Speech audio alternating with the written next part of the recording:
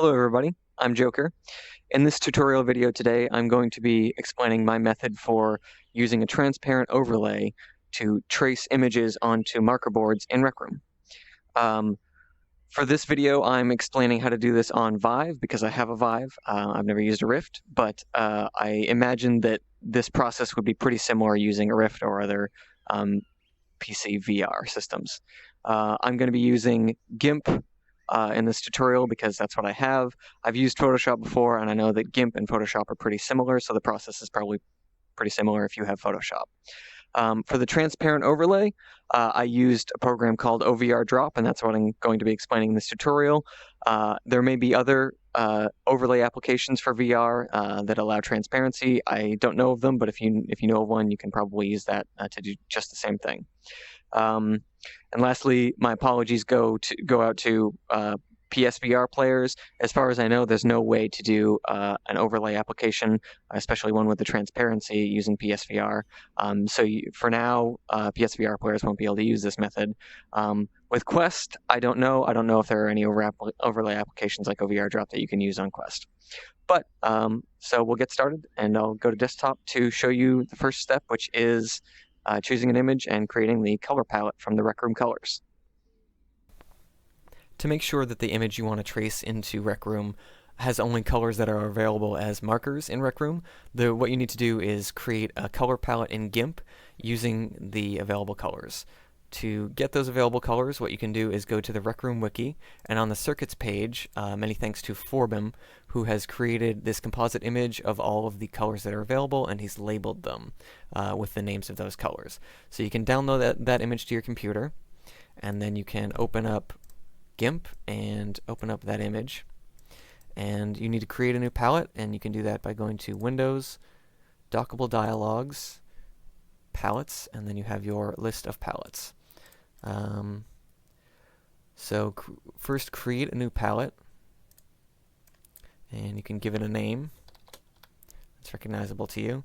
And then what you'll do is go to the toolbox and select the color picker tool, and go down to the bottom of the menu and select the option that says add to palette. And what this does is this automatically, as you click on the image to pick a color, it automatically adds it to the palette that you've created. As you can see, you can click through the 33 and get all of your colors. I've already done this, so I won't do all of them. I will say the last thing you need to do after you finish selecting all your colors is you need to add a plain white because there's actually two shades. So just go into change your foreground color, set it to plain white, and then select the button on the palette editor that says create a new entry from the foreground color, and then add that pure white. The reason for this is there are two shades of white in Rec Room. There's the marker white, which is a little actually dimmer, and then there's a pure white, which is the background of the marker board. So there's actually those 34 colors that are available.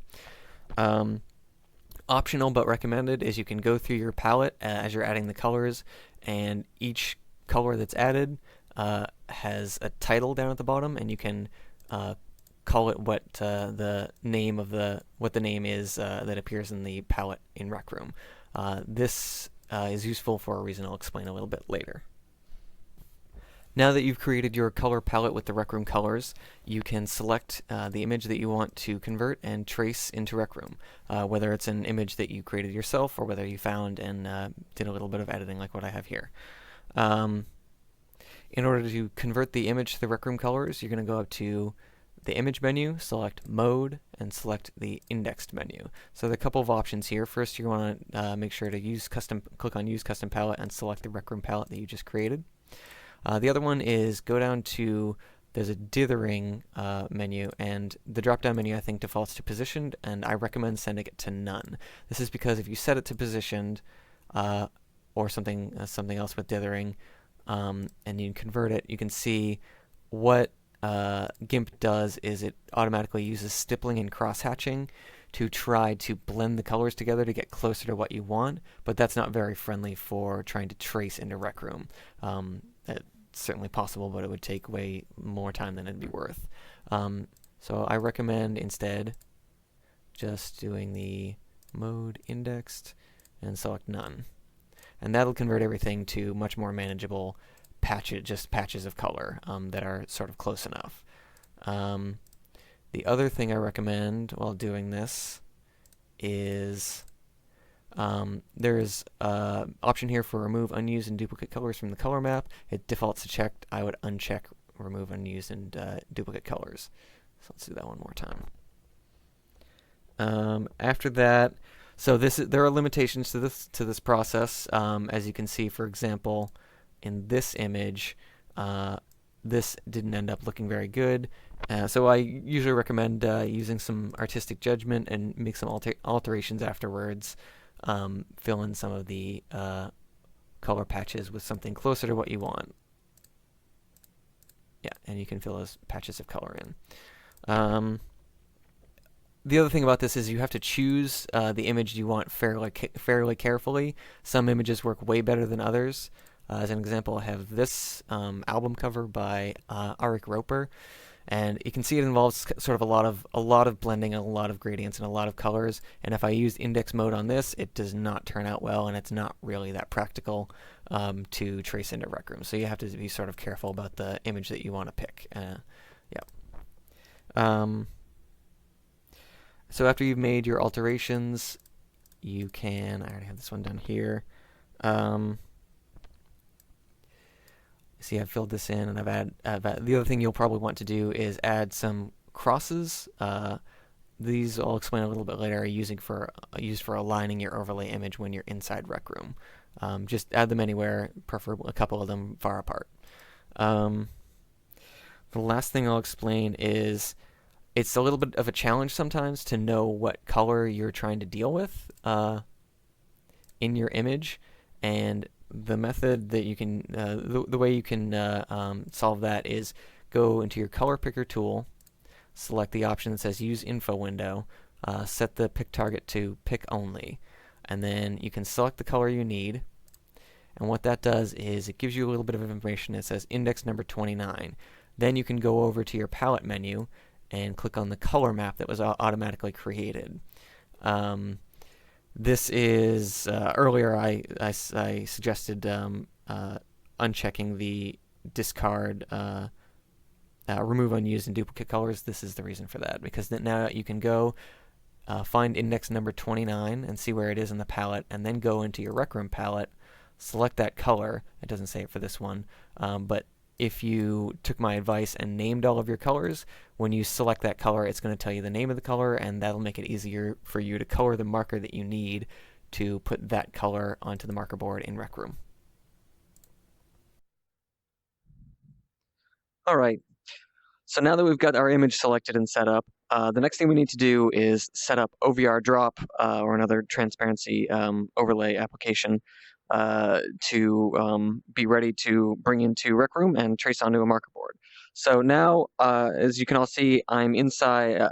I'm recording my Steam VR headset mirror, which will display everything that gets sent to my headset, including the floor bounds of the chaperone, which are going to be important, my dashboard, which is going to be important, and this is another overlay application. This is Virtual Desktop, which I need to use to set up OVRDrop. Bit of a warning, all of these overlay applications are kind of a nightmare. They're complicated, they don't do what they're supposed to, they break in unpredictable ways, they're really hard to navigate. And so as a result, I usually have to end up using Virtual Desktop as well as the Steam desktop overlay, as well as OVRDrop, just to get set up. Once it's all set up, I just use OVRDrop. But for this part, this part of the video might be a little rough just because it's going to get complicated. So I apologize, but I'm going to have to wing it. OVRDrop, go ahead and just get started launching that. So OVRDrop that's the one that's most difficult to navigate. And where is it? Let's see. Okay, so first of all, there it is. Let's do this first of all. OVRDrop is really difficult to navigate.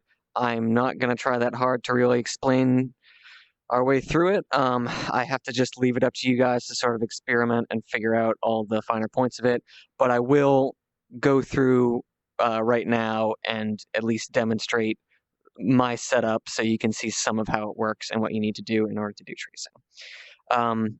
So the first thing you do is I'll launch it from Steam, and then everything gets closed.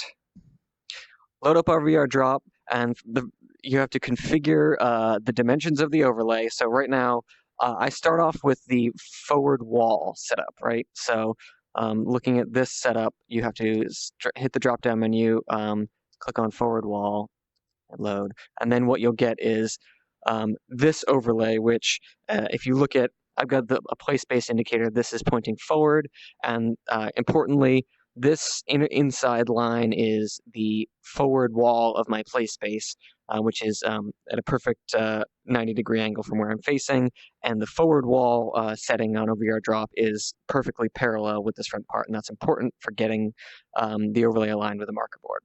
So start with that. And then next you need to set up, you need to choose which window you want OVRDrop to be showing. Right now it defaults to showing itself, which is a little narcissistic maybe, but I've got my image loaded up here. I use Firefox because frankly I find Firefox, like there's lots of ways to display an image in Windows, but I find Firefox to be the easiest to work with. So I just select that. Now it's displaying Firefox. First thing, drop this down to, you do not need 60 frames per second. You don't even need 1 frame per second. You just so you can drop that down, maybe save yourself a little bit of performance. Next, other settings.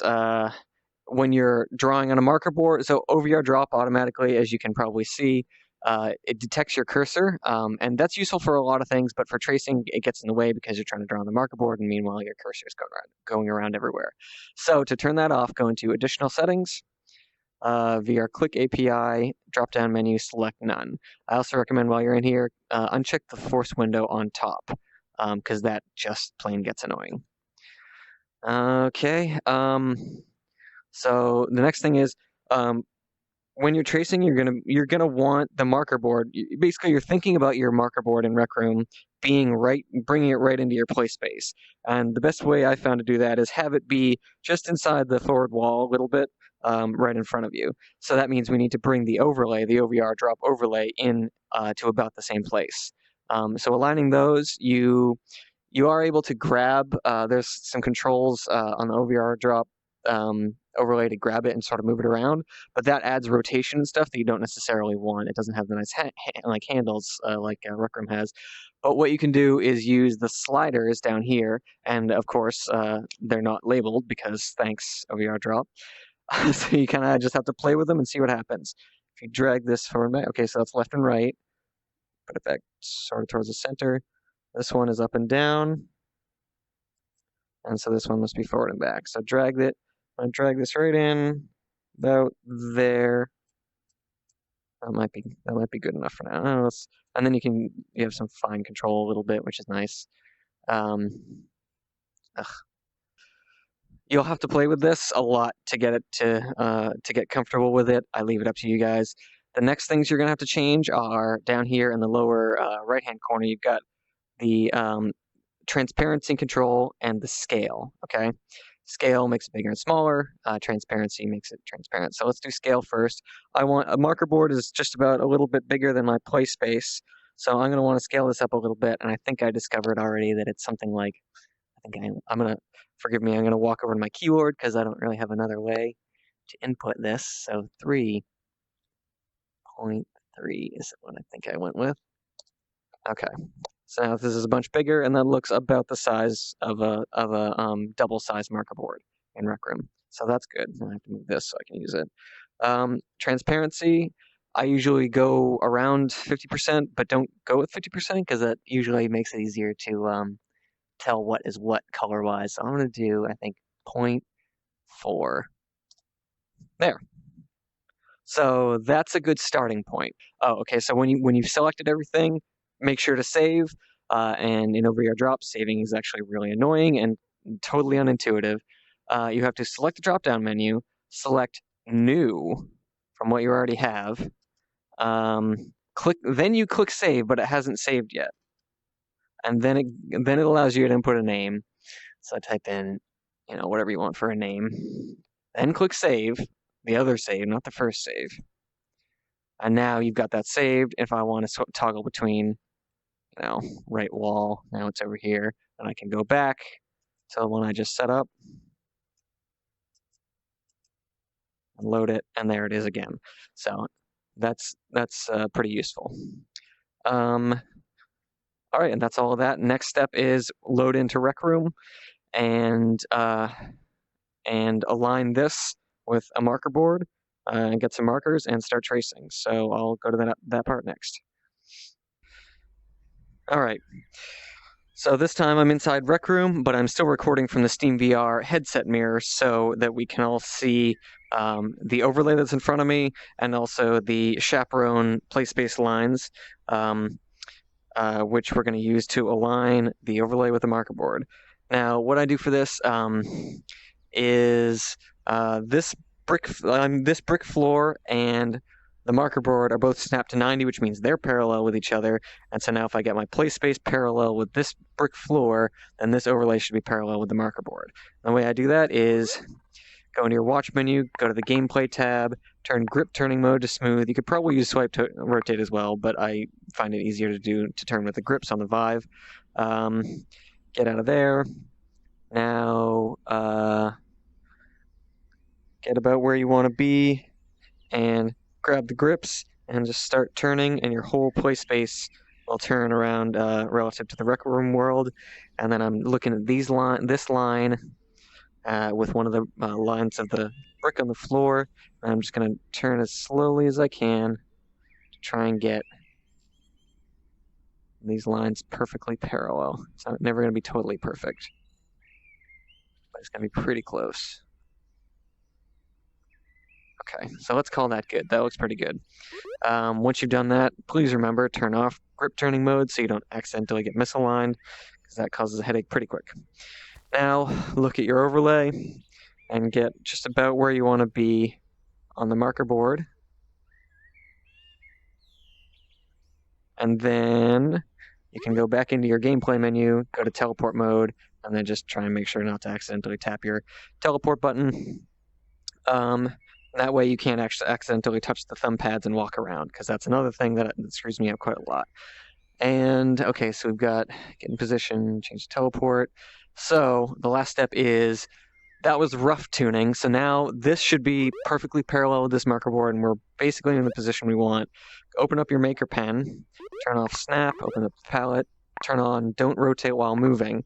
And now what you can do is grab the marker board, and this takes some eyeballing, but try and get a feel for where the overlay is in your VR space and where the marker board is in VR space, and try and get the plane of the marker board lined right up with what you feel like is the plane of the OVRDrop overlay.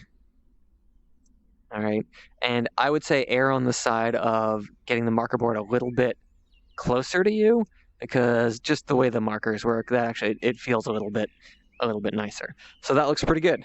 Now, freeze the marker board, and that might be freeze the marker board. That's it. So now this is basically what I want it to look like. Next step is these alignment crosses. Turn off my fan. These alignment crosses that I mentioned earlier. First thing you do is color these in. This is your first bit of tracing, technically.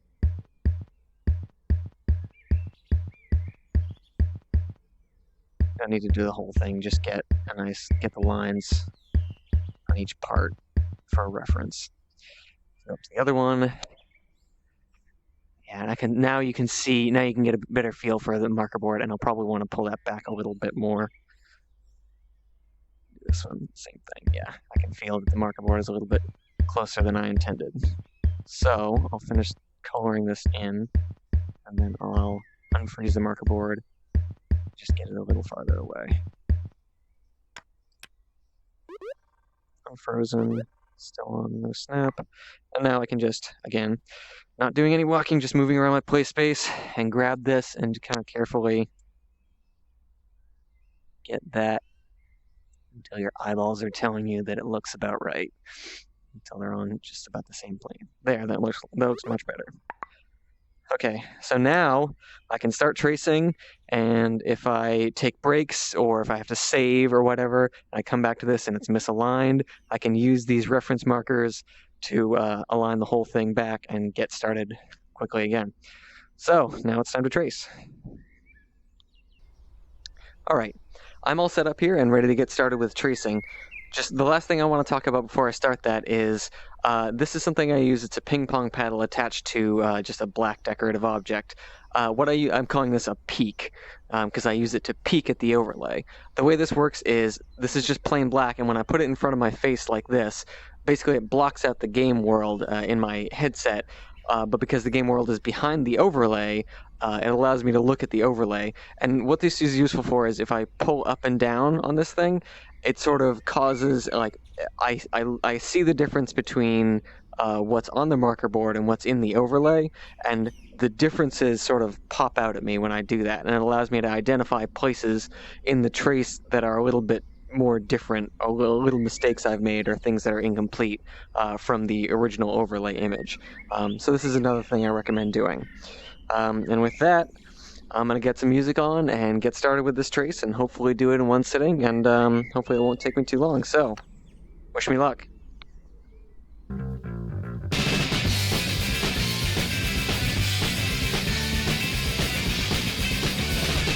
I go to college and make it so cool. I live in a dorm and show up at the pool. I join a ride club just to build an impression. I'm blacked out thinking you won't get me ahead. My ambition in life is to look good on paper. All I want is a slot in some big corporation. When I always play to win. When I'm feeling like a car in the faceless machine. At the terminal, Preppie, terminal. They want to work with this, who just smiles all the time. In my centerfold world, filled with Springsteen and wine. Someday I'll have power, someday I'll have votes, attracting some suburb with Thanksgiving to host. At the terminal, Preppie, terminal Preppie.